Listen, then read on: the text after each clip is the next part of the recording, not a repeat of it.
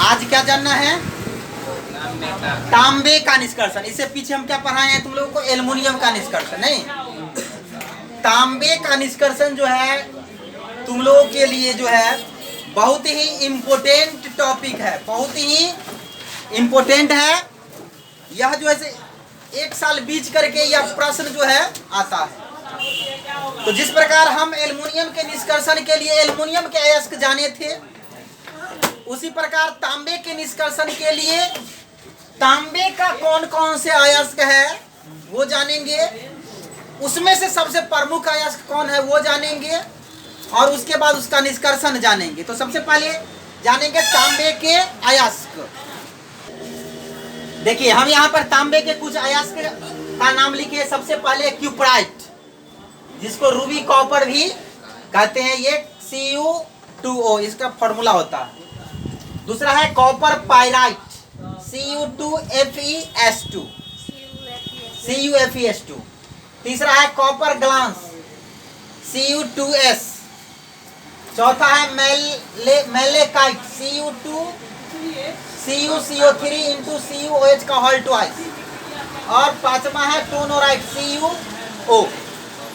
ये सभी में तांबे की मात्रा है, लेकिन हम अगर धातु प्राप्त करना है, तांबा प्राप्त करना है, तो चाहेंगे कि सबसे अधिक मात्रा में तांबा प्राप्त हो।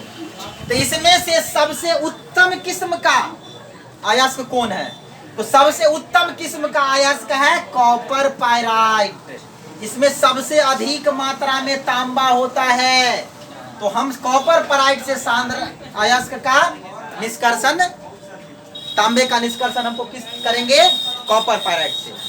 हम जो है कॉपर ग्लांस से भी कर सकते हैं, रूबी कॉपर से भी कर सकते हैं, मेलेकाइट से, टोनोराइट से भी कर सकते हैं, लेकिन इसमें जो है सो कम मात्रा में तांबा प्राप्त होता है। नहीं तो कम मात्रा में तांबा प्राप्त होगा तो हमको फायदा नहीं होगा।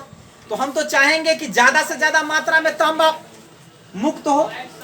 तो तांबे के निष्कर्षण जो है सो सल्फाइड अयस्क और ऑक्साइड अयस्क, समझे, दोनों से किया जा सकता है। तो पहले जो है सल्फाइड अयस्क हम बाद में करते हैं, पहले ऑक्साइड अयस्क से देखते हैं करके, तुरंत हो जाएगा, ठीक ना। तो इसको क्या करते हैं, सबसे पहले कोई भी धातु प्राप्त करते हैं तो अयस्क का सबसे पहले क्या करते हैं? सांद्रण करते हैं। क्या करते हैं? सांद्रण किसे कहते हैं? अयस्कों में उपस्थित अशुद्धियों को बाहर निकाल देने की प्रक्रिया अयस्कों का सांद्रण कहलाता है। अयस्क में अशुद्धि जो है कंकर, पत्थर, मिट्टी, बालू, गिट्टी, ये सब हो सकता है, तो उसको हम क्या करेंगे? सांद्रण करेंगे। तो पहले ऑक्साइड अयस्क के साथ यानी सल्फाइड रहित अयस्क के साथ तांबे का निष्कर्षण कैसे करते हैं, और उसके बाद मेन चीज है, इससे हम पढ़ाएंगे। पहले यहाँ पर देखिए सल्फाइड रहित अयस्क से तांबे का निष्कर्षण कैसे किया जाता है, यह तुरंत हो जाएगा। देखिए पहले एक मेलाकाइट अयस्क आप लोग को बताया है ना, मेलाकाइट CuCO3 CuOH का होल ट्वाइस, यही है ना। इसको सबसे पहले क्या कर देंगे? सांद्रण कर देंगे। क्या कर देंगे? सांद्रण कर देंगे, धो धा देंगे बढ़िया से, उसमें से गंदगी निकल जाएगा। उसके बाद इसको क्या करेंगे? निस्तापन करेंगे।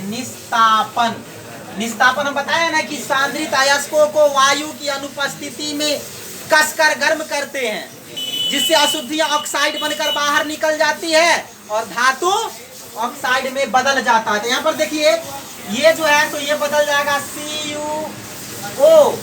Cu2O plus CO2 plus H2O, ये सब अशुद्धियां हैं, बाहर निकल गया। और ये कॉपर ऑक्साइड को क्या करेंगे?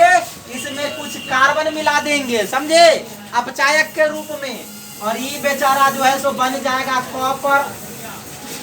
कॉपर अलग हो जाएगा और प्लस कार्बन मोनोऑक्साइड गैस बाहर निकल जाएगा। ये तुरंत हो जाएगा, लेकिन ये आसान विधि है, लेकिन कम मात्रा में इसमें क्या होगा? आपको कॉपर प्राप्त होगा। तो हमको खर्चा ज्यादा लग जाएगा, धातु महंगा पड़ जाएगा, नहीं।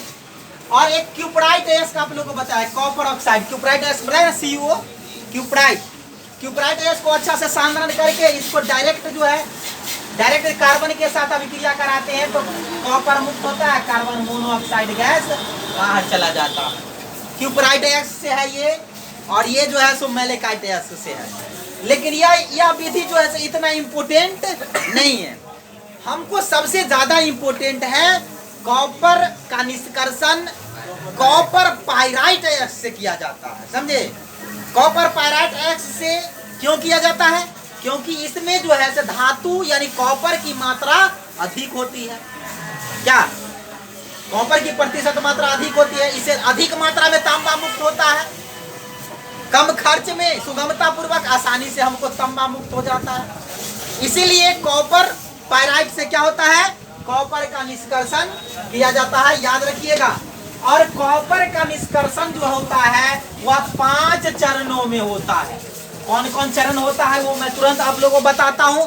सबसे पहले होता है सांद्रण। क्या होता है? सांद्रण। सांद्रण माने इसको कहते हैं कॉन्सेंट्रेशन, कॉन्सेंट्रेशन। और नंबर दूसरा है जाड़न, इसको क्या कहते हैं? रोएस्टिंग, रोएस्टिंग। तीसरा है निच्छालन, नहीं निच्छालन नहीं है, एस में सॉरी। तीसरा है प्रद्रावन, प्रद्रावन ना, एसमेल्टिंग। और चौथा है बेसेमरीकरण, बेसेमरीकरण, बेसेमराइजेशन। और अगला है शुद्धिकरण, शुद्धिकरण, प्यूरिफिकेशन। ये 5 चरण में जो है वो तांबे का निष्कर्षण होगा। देखिए ये सबसे पहला है कि हमको कॉपर पाइराइट का सांद्रण कैसे करते हैं। तो कॉपर पाइराइट का सूत्र क्या होता है? CuFeS2। देखिए यहाँ पर ध्यान दीजिए, हमको तांबा प्राप्त करना है ना, तो यहाँ पर लोहा भी और सल्फर दोनों अशुद्धि के रूप में है। तो इसका सांद्रण जो है सो क्या करते हैं, इसको बढ़िया से धो धा करके महीन चूर्ण कर देते हैं, पीस देते हैं।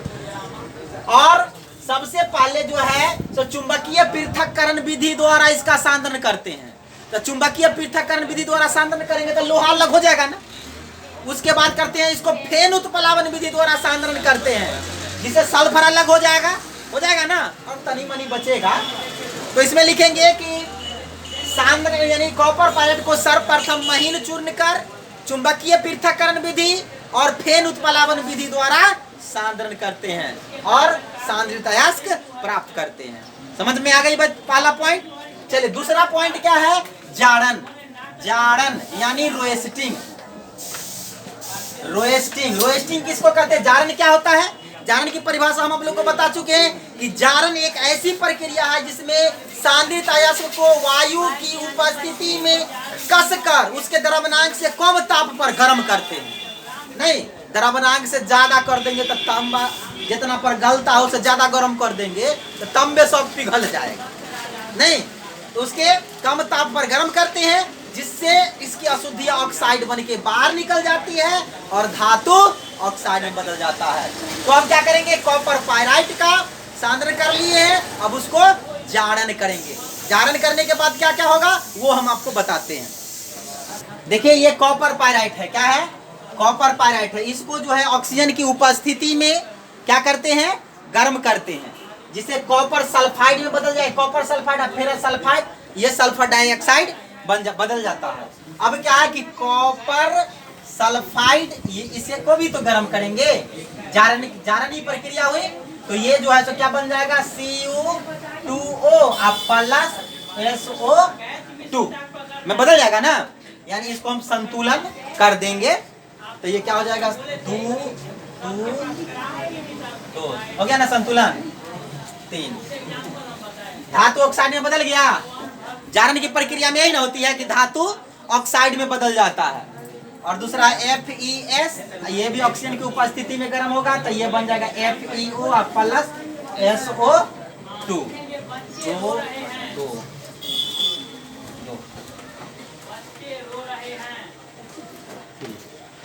जारण की प्रक्रिया में ये हो गया। और इसमें जो भी और अशुद्धियां सब होगा वो सब ऑक्साइड बन के सब क्या हो जाएगा, बाहर हो जाएगा। यानी जारण में ये रिएक्शन आप लोग लिखिए। देखिए अगला टॉपिक क्या है, स्मेल्टिंग। स्मेल्टिंग इसको क्या कहते हैं, प्रद्रावण। नहीं, प्रद्रावण में क्या होता है, तो प्रद्रावण में होता है कि कॉपर ऑक्साइड जो अभी हम प्राप्त किए हैं ना, उसमें थोड़ा सा बालू मिला देते हैं। काय बालू मिला देते हैं जी, तो बालू इसीलिए मिला देते हैं कि फेरस ऑक्साइड जो भी बना था वह बालू के साथ जो है SiO2 इसके साथ अभिक्रिया करके बन जाएगा FeSiO3। ये धातुमल फेरस सिलिकेट बन गया और यह तांबा के ऊपर तैरता रहता, पिघला हुआ तांबा के ऊपर तैरता रहता है, समझे। और इसमें जो है और अशुद्ध होता है। ये लगभग जो कॉपर प्राप्त होता है ना, इसको कॉपर मेटे बोलते हैं, कॉपर मेटे, जिसमें 50% ही कॉपर शुद्ध होता है और 50% जो है उसमें अशुद्धि ही होती है। उसको फिर अगला प्रोसेस विषमरीकरण जो है उसमें जाकर के शुद्ध करते हैं, समझे। तो चलिए इस टॉपिक में लिखेंगे कि लिखो, इसमें क्या करता है कि जारित अयस्क में बालू मिलाकर प्रतिक्षेपी भट्टी में गर्म करते हैं, जिससे जो है फेरस ऑक्साइड जो है ये बालू के साथ, ये बालू है, बालू के साथ अभिक्रिया करके जो है क्या बन जाता है, धातुमल बन जाता है, फेरस सिलिकेट, और यह अलग हो जाता। अब क्या होता है, कॉपर ऑक्साइड जो था वह फेरस सल्फाइड के साथ अभिक्रिया करता है तो वो बन जाता है, फिर बन जाता है copper sulphide plus ferrous oxide. ये फेरस ऑक्साइड को ये धातुमल बन गया, इसमें कॉपर सल्फाइड बच जाता है। इसमें 50% जो होता है तांबा होता है, इसको कॉपर मेटे बोलते हैं या कॉपर मेटे कहते हैं। आप ये भी रिएक्शन लिख लीजिए। देखिए अगला है विषमरीकरण ना, चौथा ना होगा विषमरीकरण। अब देखिए विषमरीकरण में क्या होता है, ये कॉपर मेटे जो हमको प्राप्त हुआ उसमें 50% तांबा है, उसमें थोड़ा सा और बालू मिला देते हैं। तो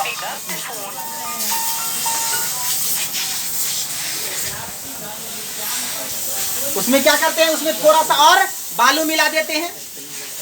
तो कॉपर मेटे जो होता है कॉपर सल्फाइड और फेरस सल्फाइड का मिश्रण होता है, और इसको उच्च ताप पर क्या करते हैं, एक भट्टी में गर्म करते हैं।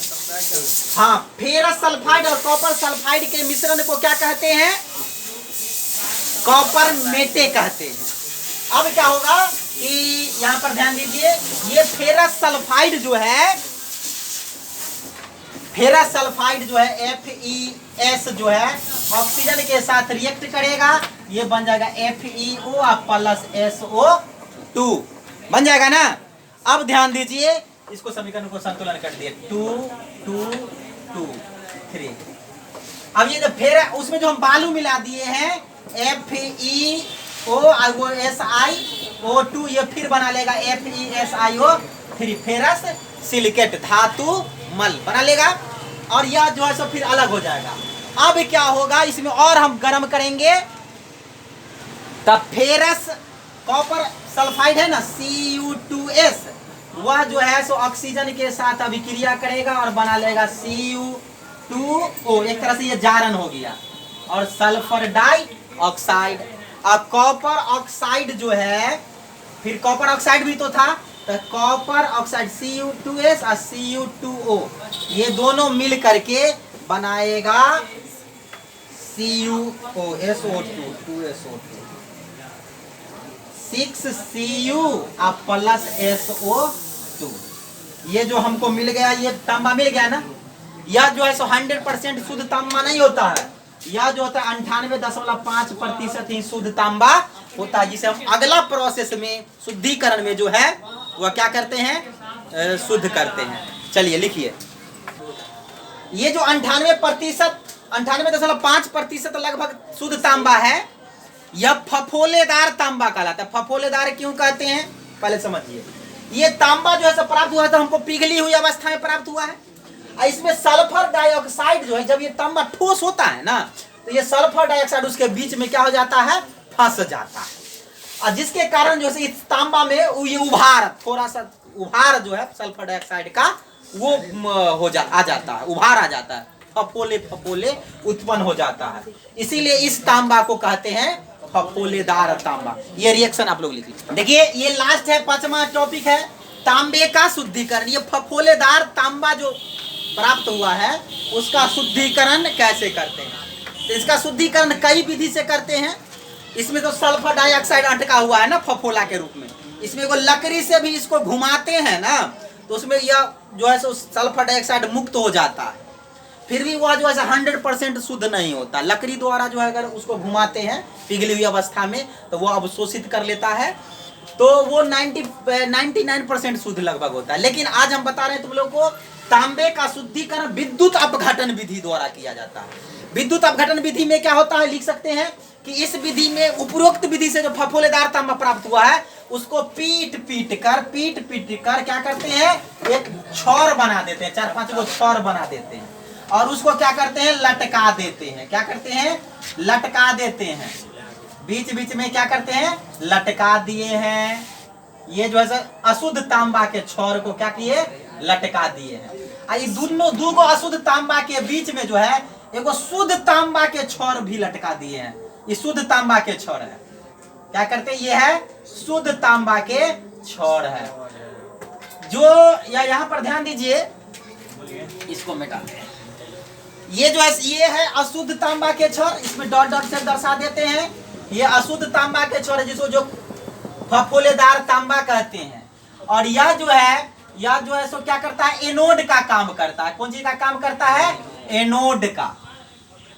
यह सो एनोड है, एनोड पॉजिटिव होता है ना। और ये जो शुद्ध तांबा के छौर लिए हैं ये कैथोड का काम करता है, कैथोड का काम करता है, ये माइनस, ठीक ना।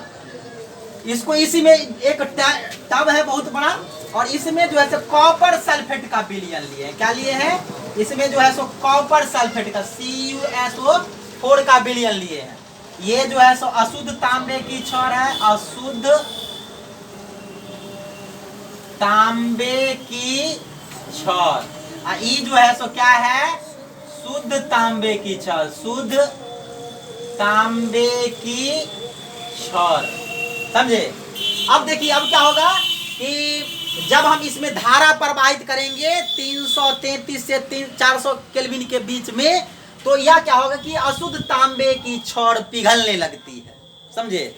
अशुद्ध तांबे की छौर पिघलने लगती है, और शुद्ध तांबा जो होता है वह जो है सो कैथोड पर जमा हो जाता है। ये कैथोड जो है शुद्ध तांबा, ये पर जो है क्या करते हैं, कार्बन का स्तर चढ़ा दिया जाता है, ताकि इसमें से तांबा जो पिघला हुआ द्रव अवस्था में रहे ना, तो उसका छोड़ाने में जो है तो क्या होगा, आसानी हो। इसके ऊपर जो है क्या होता है, ग्रेफाइट का स्तर या कार्बन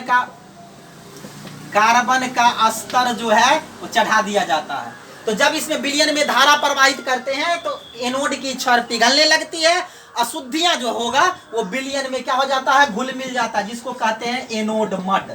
एनोड मड, मड माने कीचड़ होता है, एनोड के पिघलने से ये कीचड़ तैयार होता है, इसीलिए इसको कहते हैं एनोड मड। अशुद्ध तांबा जो है वह कैथोड पर जाकर के जमा हो जाता है। इस प्रकार प्राप्त तांबा जो है 99.99% क्या होता है, शुद्ध होता है। आज आपका ये हो गया तांबे का निष्कर्षण खत्म।